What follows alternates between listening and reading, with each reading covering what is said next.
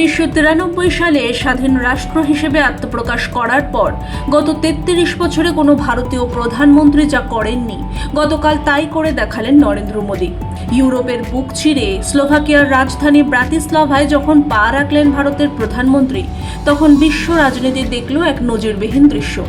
আন্তর্জাতিক কূটনৈতিক প্রোটোকলকে একপাশে সরিয়ে রেখে খোদ স্লোভাকিয়ার শীর্ষ নেতৃত্ব ভারতের জন্য এমন এক অনন্য নজির গড়লেন, যা সচরাচর ইউরোপীয় ইউনিয়ন বা ন্যাটোর কোনো দেশের ক্ষেত্রে দেখা যায় না। কিন্তু কি এমন ঘটল ব্রাতিস্লাভায়? কেন এই শহরকে ঘিরে উত্তাল গ্লোবাল মিডিয়া? আর G7-এর শীর্ষ সম্মেলনের ঠিক আগে এই সফরের নেপথ্যের রসায়নটাই বা কি?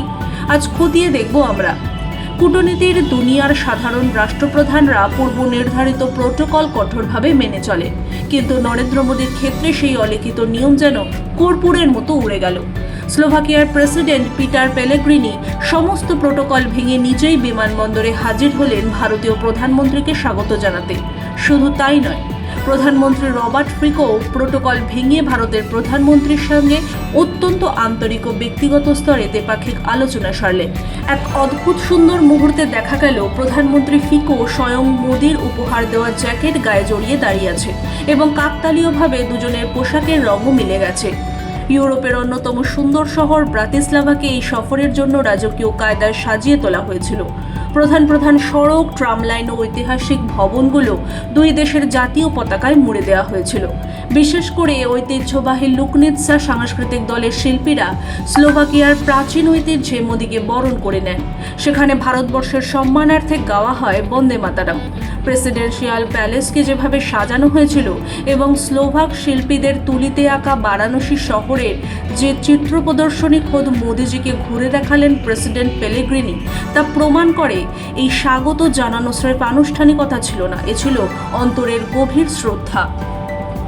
ভাবছেন তো, একটি ছোট ইউরোপীয় দেশ ভারতকে কেন এতটা গুরুত্ব দিচ্ছে? কারণটা হলো ভারতের ক্রমবর্ধমান অর্থনৈতিক শক্তি এবং স্লোভাকিয়ার নিজস্ব কৌশলগত অবস্থান। এই ঐতিহাসিক সফরে দুই দেশের সম্পর্ককে উন্নীত করা হয়েছে একটি কম্প্রিহেনসিভ পার্টনারশিপ বা ব্যাপক অংশীদারিত্বে। আসুন এই সফরের মূল অর্জনগুলো একটু সহজ করে বুঝে নিই। প্রথমত, প্রতিরক্ষা ও সেমিকন্ডাক্টর। প্রথম ইউরোপের একটি বড় ম্যানুফ্যাকচারিং এবং অটোমোবাইল হাব হল স্লোভাকিয়া। দুই দেশের মধ্যে সামরিক সরঞ্জাম, আধুনিকীকরণ, সাইবার নিরাপত্তা এবং সেমিকন্ডাক্টরের মতো অত্যন্ত স্পর্শকাতর এবং আধুনিক প্রযুক্তির সুরক্ষায় ঐতিহাসিক চুক্তি স্বাক্ষরিত হয়েছে। দ্বিতীয়ত, ক্লিন এনার্জি এবং ইকোনমি। কত বছরের দুই দেশের বাণিজ্য প্রায় $1.8 বিলিয়ন স্পর্শ করেছে, যার সিংহভাগই ভারতের রপ্তানি। এবার নেট জিরো লক্ষ্যমাত্রা অর্জনে এবং গ্রিন এনার্জি টেকনোলজির আদান প্রদানে দুই দেশ একযোগে কাজ করার রোডম্যাপ তৈরি করেছে। তৃতীয়ত, কূটনৈতিক বড় জয়। সবচেয়ে বড় কূটনৈতিক জয় হল রাষ্ট্রসংঘের নিরাপত্তা পরিষদে ভারতের স্থায়ী সদস্যপদের দাবির প্রতি স্লোভাকিয়া তার অকুণ্ঠ সমর্থন পুনর্ব্যক্ত করেছে। এমনকি নিউক্লিয়ার সাপ্লায়ার্স গ্রুপ বা NSG-তে ভারতের অন্তর্ভুক্তির ক্ষেত্রেও তারা ইতিবাচক ভূমিকা নেওয়ার প্রতিশ্রুতি দিয়েছে। এবার আসা যাক এর সবচেয়ে বড় আন্তর্জাতিক তাৎপর্যে। রাশিয়া এবং ইউক্রেনের সংকটের কারণে বর্তমানে ইউরোপের ভূরাজনীতি চরম উত্তপ্ত এবং বিভক্ত।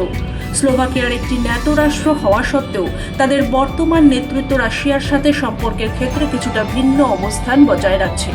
এই রকম একটি ফ্র্যাকচার্ড বা খণ্ডিত ইউরোপের বুকে দাঁড়িয়ে ইউক্রেনের ঠিক প্রতিবেশী রাষ্ট্রে মোদীর এই সফল কূটনৈতিক চাল অত্যন্ত গভীর বার্তা বহন করে। ভারত আজ প্রমাণ করে দিল যে নতুন দিল্লির কূটনীতি কোনো নির্দিষ্ট শিবিরের তাবেদারি করে না, বরং ভারত নিজেই এক স্বাধীন বৈশ্বিক চালিকা শক্তি। টাইমিংটা খেয়াল করুন, এই সফরের ঠিক পরেই ফ্রান্সের এভিয়ানে অনুষ্ঠিত হতে চলেছে G7 শীর্ষ সম্মেলন। ভারত টানা অষ্টমবারের মতো এই মর্যাদাপূর্ণ সম্মেলনে আমন্ত্রিত অতিথি। উন্নত বিশ্বের এই এলিট ক্লাবে যোগ দেওয়ার ঠিক আগে ইউরোপের মাটিতে এই ধরনের ব্লকবাস্টার দ্বিপাক্ষিক সফর বিশ্বমঞ্চে ভারতের অবস্থানকে আকাশচুম্বী করে তুলেছে। ভারত আজ শুধু নিজের কথা বলছে না, সে নিজেকে প্রতিষ্ঠিত করছে গ্লোবাল সাউথ বা বিশ্বের সমস্ত উন্নয়নশীল এবং অনগ্রসর দেশগুলোর প্রধান কণ্ঠস্বর হিসেবে। G7-এর টেবিলে বসার আগে মোদী ইউরোপীয় নেতাদের স্পষ্ট বুঝিয়ে দিলেন, আজকের দুনিয়ায় বৈশ্বিক অর্থনীতি বা ভূরাজনীতির কোনো বড় সিদ্ধান্তই ভারতকে বাদ দিয়ে নেওয়া সম্ভব নয়। প্রেসিডেন্টের প্রোটোকল ভাঙা, ব্রাতিস্লাভার রাজপথে ভারতের তেরঙ্গা ও বন্দে মাতারমের সুর, আর একের পর এক সুদূরপ্রসারী চুক্তি। স্লোভাকিয়ার এই ঐতিহাসিক সফর কেবল দুটি দেশের বন্ধুত্বের নতুন সূচনা নয়, বরং বিশ্বমঞ্চে নতুন ভারতের সমীহ জাগানোর রাজকীয় উপস্থিতির এক অকাট্য দলিল। ইউরোপের বুকে ভারতের এই কূটনৈতিক দাপটকে আপনি কিভাবে দেখছেন? আসন্ন G7 সম্মেলনে ভারতের ভূমিকা কতটা গুরুত্বপূর্ণ হতে চলেছে? আপনার মূল্যবান মতামত নিচে কমেন্ট করে অবশ্যই জানান। আন্তর্জাতিক রাজনীতি ও সমসাময়িক বিষয়ের এমন গভীর ও নিখুঁত ইনভেস্টিগেটিভ বিশ্লেষণের জন্য আমাদের চ্যানেলটিকে অবশ্যই সাবস্ক্রাইব করুন। ভিডিওটি শেয়ার করে সত্যটা সবার সামনে নিয়ে আসুন। দেখা হবে পরের ভিডিওতে।